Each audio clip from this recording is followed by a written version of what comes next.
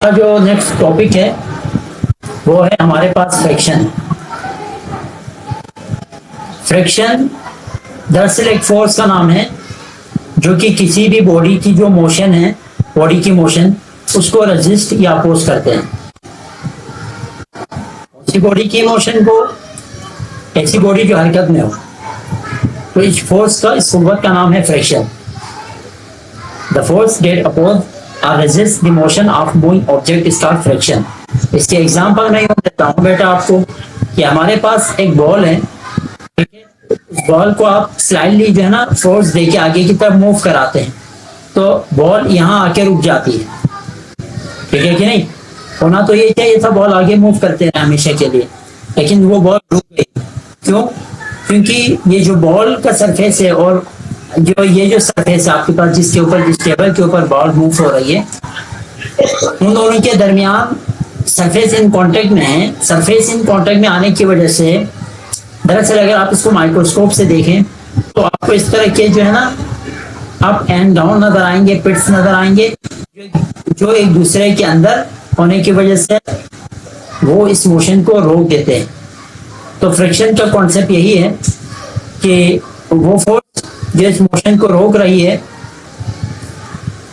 क्योंकि ये जो ऑब्जेक्ट है वो टेबल के साथ इन कांटेक्ट आ रहे हैं, इन कांटेक्ट आने की वजह से एक फोर्स लगती है बॉल के ऊपर, उसी फोर्स का नाम है फ्रिक्शन। फ्रिक्शन समझ में आया? दरअसल फ्रिक्शनल एक रेजिस्टिव फोर्स है जो बॉडी की मोशन को सीज करते हैं, खत्म कर देते हैं। थोड़ी सी एक्सप्लेनेशन देखें। It is caused by the roughness और deformation of the materials in contact. इसकी असल वजह क्या है, सबब क्या है? रफनेस। मैंने अभी आपको बताया कोई भी सरफेस स्मूथ नहीं होता। हर सरफेस, अगर आपको कोई सरफेस स्मूथ नजर भी आता है तो अगर आप माइक्रोस्कोप से देखें तो वहां क्या, उसमें कोई ना कोई रफनेस जरूर मौजूद होंगे, ठीक है कि नहीं। अगर आपको कोई ऑब्जेक्ट बाहर से देखने पे बिल्कुल स्मूथ नजर आते हैं, ठीक है, फिर अगर आप उसको देखें, अगर आप उसको माइक्रोस्कोप से देखें तो थोड़ा सा जो है ना उसके अंदर रफनेस जरूर होता है। तो यह डिफॉर्मेशन और मटेरियल इन कांटेक्ट, वो जो मटेरियल है जो ऊपर मूव कर रहे हैं इसके ऊपर, वो, और जो दूसरा सरफेस है जो इसके कांटेक्ट में है, ठीक है कि नहीं, इन दोनों के दरमियान रफनेस की वजह से, डिफॉर्मेशन की वजह से ही फ्रिक्शनल फोर्स प्रोड्यूस हो जाती है। दूसरा पॉइंट देखिए, frictional force are always parallel to the plane of the contact.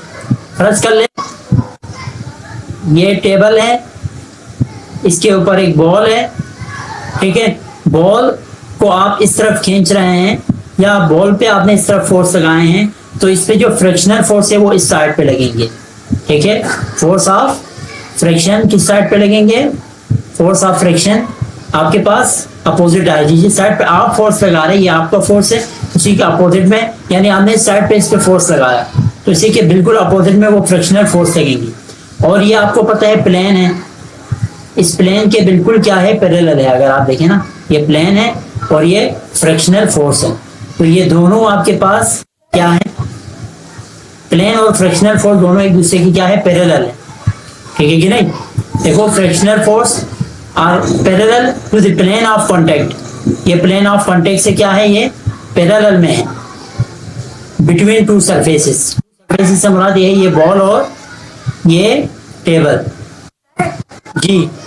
ये जो आपके पास फ्रिक्शनल फोर्स की डायरेक्शन और प्लेन है वो एक दूसरे के पैरेलल है। फिर आगे उन्होंने बोला but opposite to the direction of applied force. अब अप्लाइड फोर्स आपने फोर्स कहां पे अप्लाई किया था?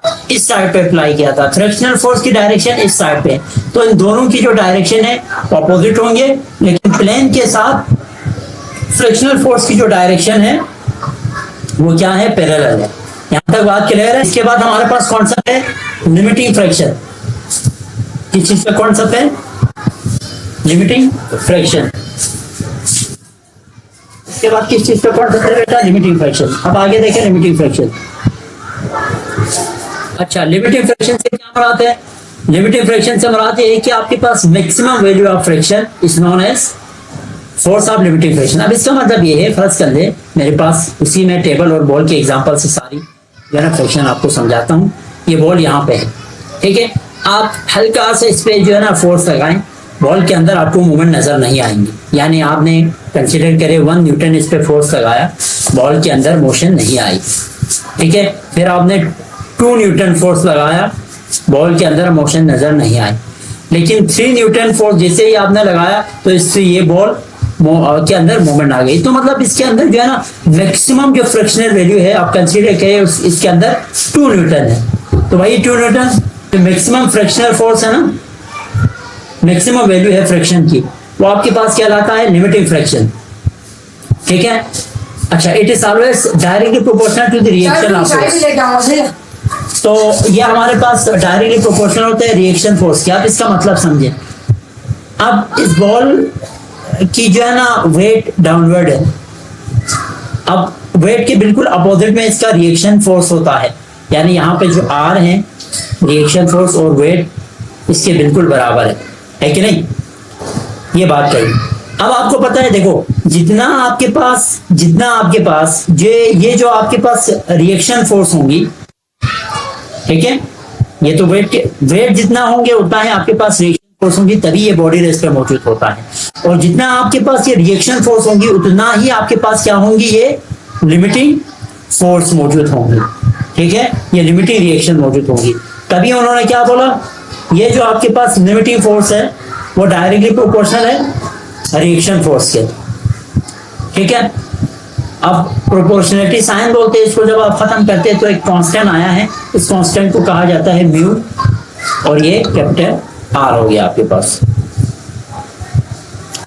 अब यहाँ पे म्यू जो है आपके पास प्रोपोर्शनलिटी कांस्टेंट है, इसको कोएफिशिएंट ऑफ फ्रिक्शन कहते हैं, ठीक है। और अगर यहाँ से हम थोड़ा सा फार्मूले के अंदर कुछ ऐसे फार्मूले को तरतीब दें कि फार्मूले में हमने क्या किया, यहाँ से आर को इसके नीचे कोएफिशिएंट ऑफ फ्रिक्शन, उसके लिए फार्मूला बनेगा F/R, ठीक है कि नहीं। तो अगर इसको डिफाइन करना चाहें तो आप यहाँ से इसको डिफाइन कर सकते हैं। इसका मतलब है रेशो, ठीक है, between limiting friction and reaction force. तो ये आप इसको कोएफिशिएंट ऑफ फ्रिक्शन को यहाँ से डिफाइन भी कर सकते हैं। अब मजीद थोड़ा सा फार्मूले में अगर आप मॉडिफिकेशन करना चाहे, जैसे कि मैंने आपको शुरू में बताया था कि हमारे पास से जो रिएक्शन फोर्स है तो इस तरह से वेट के बराबर होता है और वेट mg के बराबर होता है। तो आप आर की जगह पे यहाँ पे mg भी पुट कर सकते हैं, क्लियर है बात। और ये भी बात भी वाज़ेह है कि जो कोएफिशिएंट ऑफ फ्रिक्शन होता है उसकी डिफरेंट वैल्यू होती है डिफरेंट ऑब्जेक्ट के लिए। पास है बेटा टाइप्स ऑफ फ्रिक्शन के टाइप्स, 3 टाइप्स है, स्टैटिक फ्रिक्शन, काइनेटिक फ्रिक्शन और रोलिंग फ्रिक्शन। स्टैटिक फ्रिक्शन से मुराद ये है कि वो फोर्स ऑफ फ्रिक्शन जो बॉडी रेस्ट पे हो तो उस वक्त लगती है, ठीक है। तो the force acting on an object at rest पे जो फ्रिक्शन मौजूद होती है बॉडी में, that resists its ability to start moving, इसका स्टैटिक फ्रिक्शन। अब देखो अगर फ्रिक्शन ना होता तो आप कोई भी ऑब्जेक्ट को किसी टेबल पे रखते हैं ना तो फौरन से गिर जाते, वहां पे टिकते हैं। अब इसके अंदर फ्रिक्शन है, बॉडी रुकी हुई है, उसका मतलब ये है कि इन 2 ऑब्जेक्ट के दरमियान में फ्रिक्शन मौजूद है, फ्रिक्शनल फोर्स मौजूद है, तभी ये बॉडी रेस्ट पे है, ठीक है। फ्रिक्शन कैसे प्रोड्यूस होता है बार मैंने आपको कॉज बताया था। अब ये बॉडी इन कांटेक्ट में हो ना तो ये एक दूसरे के अंदर इस तरह से जम हुए होंगे, ठीक है, एक दो सरफेसेस इस तरह से कांटेक्ट होता है कि अब ये मूवमेंट नहीं कर सकते। तो रेस्ट हालत में भी फ्रिक्शन मौजूद होती है, और रेस्ट हालत में जो फ्रिक्शन मौजूद होती है उसको कहा जाता है static friction. The force acting on an object at rest that resists its ability to start moving, ठीक है, वरना ये मूवमेंट कर जाते हैं, आप रखने के बाद भी वो गिर जाते हैं। अब चूंकि वहां पे फ्रिक्शन मौजूद है, अब स्टैटिक हालत में सबसे ज्यादा फ्रिक्शन मौजूद होती है, ठीक है।